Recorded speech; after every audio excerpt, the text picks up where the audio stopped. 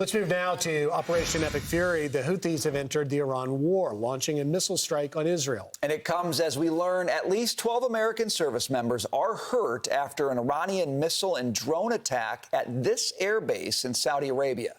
Our senior correspondent, Mike Tobin, is in Tel Aviv. Mike, what's the latest? Good morning, Rachel, Brian, and Griff. U.S. Secretary of State Marco Rubio reportedly is telling other foreign ministers that this war is going to last longer than what President Trump had projected. This is reporting through Axios, quoting unnamed sources. They say the U.S. Secretary of State told a gathering of foreign ministers from G7 countries that the war in Iran can go on another 2 to 4 weeks. He said that the U.S. is talking to Iran through a third party and that the U.S. can reopen the Strait of Hormuz alone, but would like some help from allies to patrol the strait when the war is over.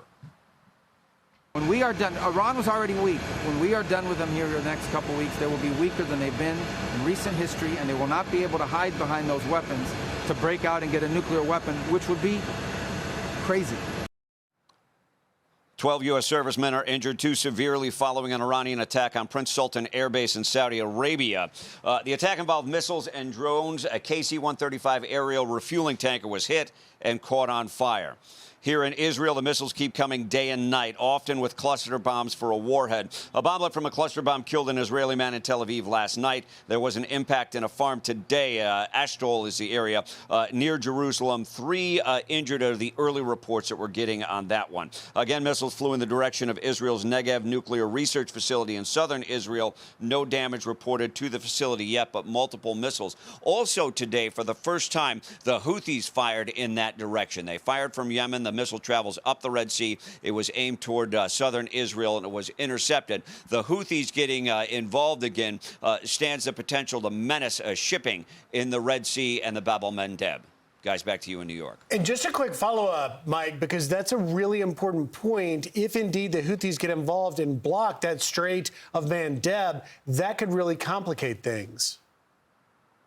It certainly does, and it complicates shipping really all around the Saudi peninsula. So you've got the Strait of Hormuz that has complications, the Bab el-Mandeb with further complications, as we saw before, like the carrier group with Dwight D. Eisenhower was out there before to counter the fire that we got from the Houthis. So everything that would come through the Suez Canal and travel in this direction is going to have complications if indeed the Houthis re-engage more than they did today with that single missile fired at Israel. Mike, we talked about the Houthis, which are, of course, are an Iranian proxy. The other Iranian proxy is Hezbollah, which is in southern Lebanon. And we know there's another front of this war that Israel has taken on in southern Lebanon.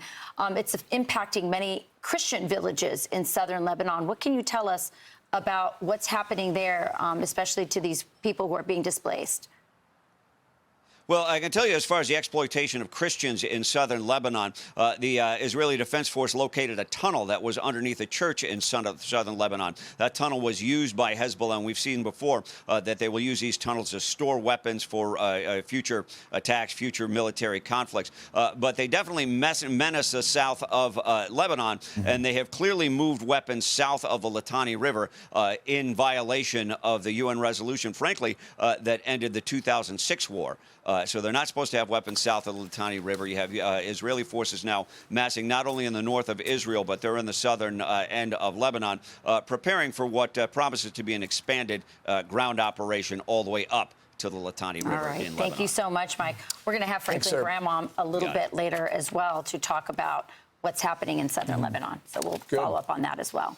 I'm Steve Ducey. I'm Brian Kilmeade. And I'm Ainsley Earhart. And click here to subscribe to the Fox News YouTube page to catch our hottest interviews and most compelling analysis.